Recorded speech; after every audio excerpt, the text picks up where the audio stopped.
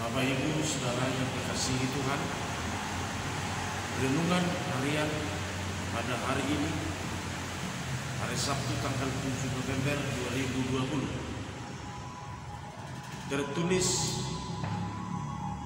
dari 2 Timotius 2 ayat 25. Demikianlah firman Tuhan. Dan dengan lemah lembut dapat menuntun orang yang suka melawan, sebab mungkin Tuhan memberi kesempatan kepada mereka untuk bertobat dan memimpin mereka sehingga mereka mengenal kebenaran. Sampai di sana. Bapak Ibu Saudara yang dikasihi Tuhan Yesus Kristus, seandainya ilmu fisiologi tidak ada, ilmu tentang kepribadian itu tidak ada, sampai kapanpun kita tidak dapat terbantu untuk mengenal diri kita sendiri, untuk mengenal pikiran kita sendiri, dan untuk mengenal hati kita sendiri. Bisa saja bahwa sumber masalah paling berpeluang dalam kehidupan kita sehari-hari atau kepada sesama manusia adalah karena ketidakmampuan kita mengenal diri kita sendiri.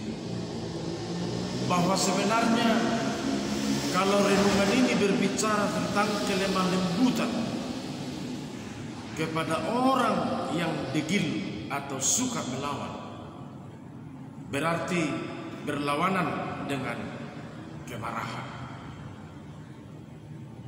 Bahwa kelemah lembutan disebut suatu dasar untuk berubah atau untuk bertobat sesuai dengan khotbah ini. Itu sebabnya hidup kita ini tergambar dari kata-kata kita yang terucap dari mulut. Apakah kata-kata itu sesuai dengan apa yang meluap dari hati kita masing-masing atau tidak? Karena hati kita orang percaya kepada Tuhan 99% adalah benar.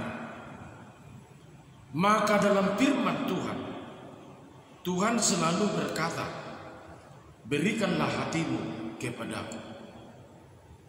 Bukan Tuhan berkata, berikanlah pikiranmu kepadaku. Karena hati kita itu percaya kepada Tuhan. Itu sebabnya hati yang kita beri kepada Tuhan, bukan pikiran kita. Sehingga Matius 12 ayat 34b itu berkata, apa yang meluap dari hati terucap dari mulut. Maka kalau ada sesuatu yang terucap dari mulut, Bapak Ibu Saudara-saudara, tidak meluap dari hati kita, ini yang menjadi persoalan besar dalam kehidupan ini. Tentu yang tidak dari hati adalah produk daripada pikiran itu sendiri. Kalau hanya produk pikiran, sering jadi penyakit, sehingga banyak orang jatuh sakit gara-gara pikirannya sendiri. Kadang-kadang kita tidak bisa melawan pikiran kita sendiri. Musuh yang paling besar dalam hidup ini adalah pikiran kita sendiri. Disitulah terjadi peperangan, disitu terjadi kemarahan, emosi, dan lain-lain. Apalagi disitulah akan terjadi asumsi yang negatif, kurang mampu kita berpikir positif, sehingga yang sering membungkam kita untuk masuk pada sesuatu yang benar adalah ketika mengikuti ambisi pikiran kita.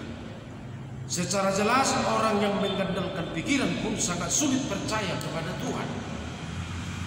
Firman ini berkata, muatan hati dengan lemah lembut menuntun orang yang melawan akan bisa berubah, bahkan jadi mengenal kebenaran. Dalam ilmu fisiologi kepribadian, salah satu tipe temperamen yang berlawanan dengan khotbah ini adalah tipe kolerik namanya.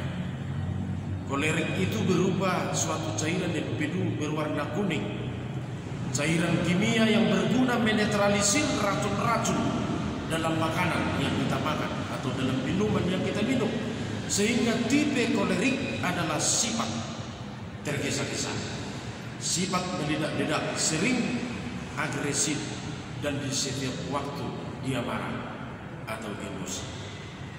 Tipe kolerik ini tipe orang yang sering menguasai dengan sifat kemarahan. Kalau begini tipe kita, Bapak Ibu, saudara-saudara, kapan kita dan yang kita tuntun mengenal kebenaran dan kehendak Tuhan? Padahal di sini dikatakan hanya dengan kelemah lembutan orang bisa kita bawa kepada Tuhan. Orang bisa berubah. Jadi orang yang lemah lembut memiliki semangat tinggi dan memiliki kesabaran yang tinggi. Hidup itu berjalan normal seperti kehendak Tuhan. Di zaman revolusi ini, Bapak Ibu Saudara, dibutuhkan tipe orang Kristen memiliki semangat yang tinggi dan kesabaran yang tinggi, sehingga sifat lemah lembut itu tetap jadi miliknya.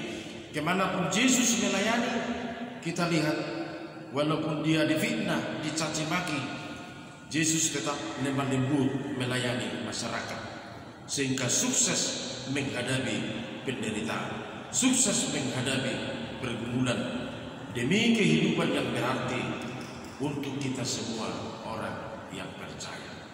Maka marilah kita dengan lemah lembut menjalani kehidupan ini, apalagi membawa atau menuntun orang menjadi berubah dan percaya kepada Tuhan.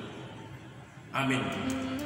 Terima kasih Bapak Surgawi, karena firman ini dapat kami dengar hari ini menjadi sesuatu yang penting mendasari hidup berjalan hari ini. Kemanapun kami Tuhan melakukan aktivitas dan pekerjaan kami pada hari ini, kalau kami sudah mendengar firman sebagai kekuatan, maka semuanya akan dapat berjalan dengan baik, dan hati kami penuh damai, dan bukan pikiran kami yang kami ikuti. Apalagi di tengah-tengah perjalanan pekerjaan kami setiap hari, dengan kelemah lembutan kami melayani, maka semua dapat terjadi sesuai dengan kehendak. Berkati firman ini untuk jemaat yang beribadah dalam renungan ini, mendengar renungan harian ini. Biarlah mereka dikuatkan, biarlah kami semua bijaksana menikmati indahnya hari ini.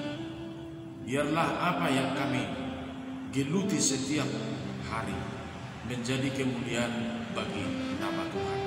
Jagai kami, ya Tuhan, dari kloster peningkatan penyebaran pandemi COVID-19, agar kami senantiasa kuat dengan pemeliharaan Tuhan, dan kami sehat-sehat seperti biasanya.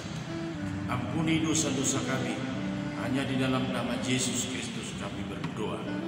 Anugerah Tuhan Yesus Kristus, kasih setia Allah Bapa, dan persekutuan Roh Kudus menyertai kamu sekalian.